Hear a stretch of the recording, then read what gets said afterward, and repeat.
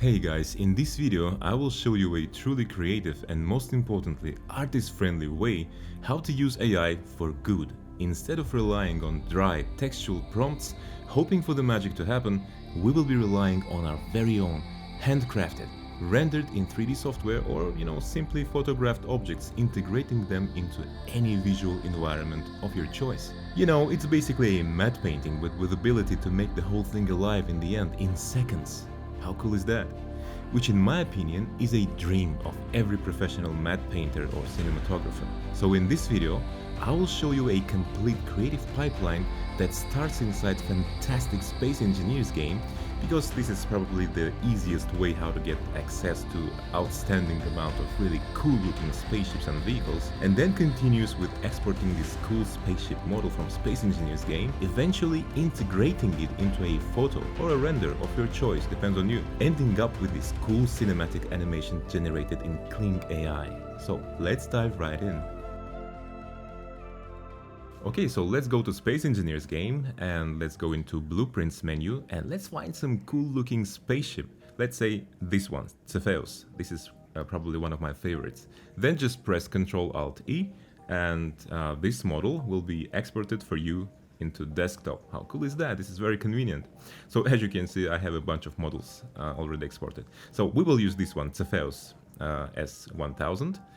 A fantastic one. So let's just unzip this archive into some folder, and then once we will unzip it, once we will have all the files, textures and the main OBJ exported along with all the textures and all the shenanigans, well, we will then so here's what it looks like.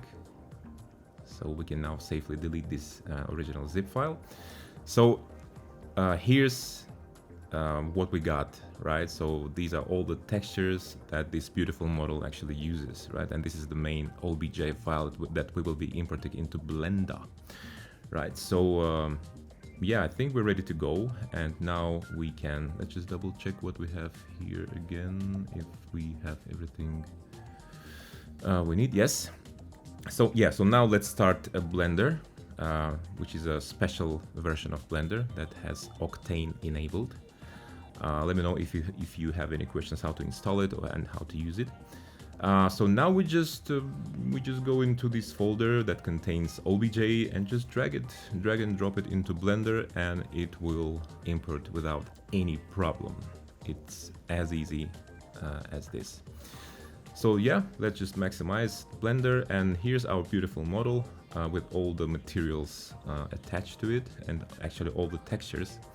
So now let's just create the new kernel and select the most realistic path tracing, or PMC, but PMC is a little bit more slower to render. And then in the color management, let's select raw as a view transform, and let's I don't know, maybe let's enable the this ACES tone map so that we see the visuals properly in the viewport.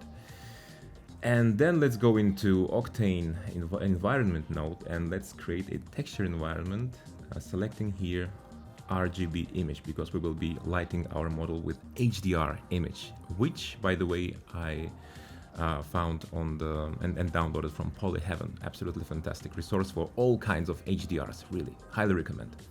So you can use, for example, this one, and then let's switch to actual render view and let's wait for some time. So now we have to create actually camera, and now everything is blown up a little bit, but don't worry. In order to fix this, we just need to go to this legacy gamma and set it to 1, and it will be fixed. Then what else we should do?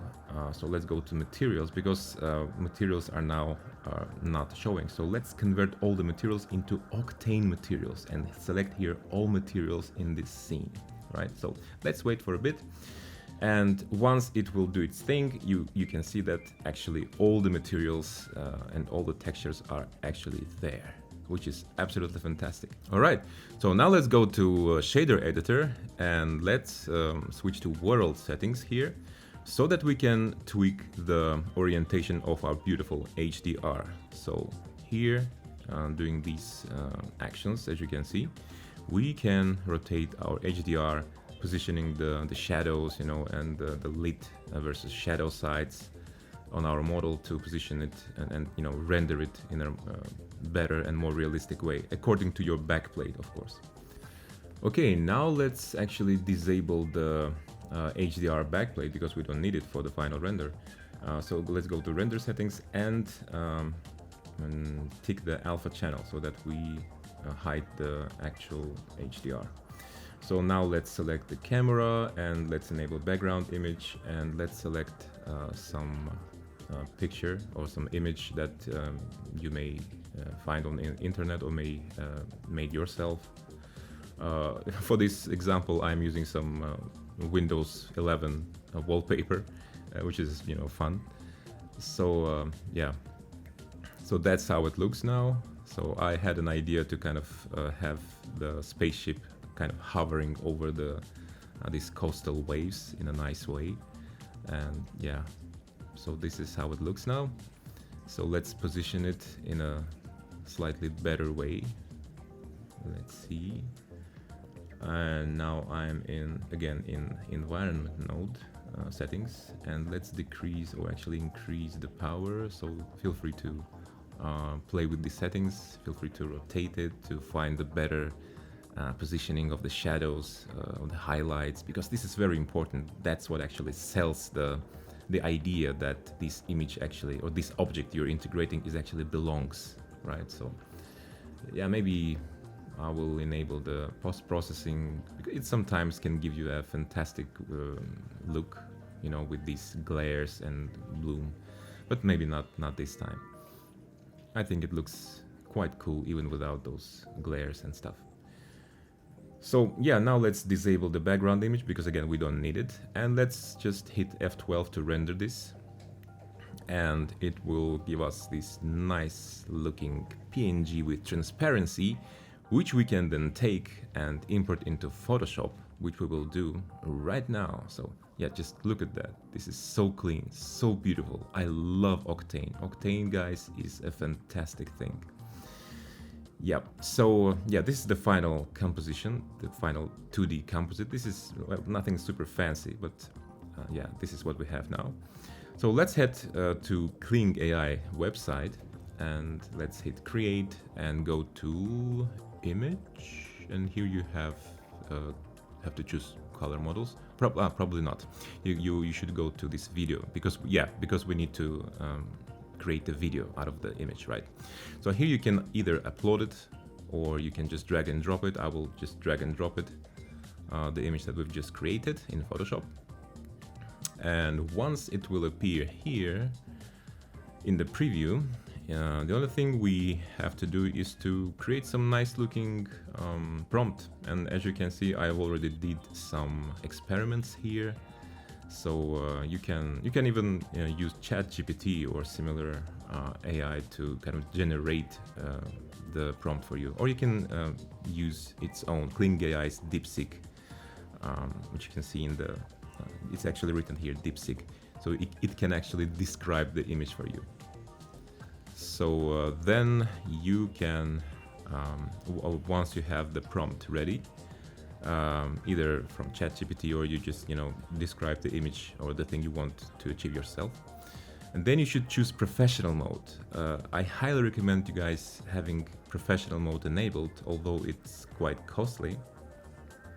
But with professional mode, you will get absolutely amazing, crisp, professional looking, high fidelity type of results like this. All right, so also let me know in the comments below, guys, if you have any questions regarding any point of this small, cozy tutorial. So it can be something regarding KlingAI, or maybe something regarding Octane setup. So please let me know if you have any questions, or maybe you're wondering how to achieve something or how to export something in Space Engineers game. That's also possible. So please let me know what do you think, and how and what actually do you think about this whole process. And as always, hit that like button. Don't forget to subscribe, and see you soon.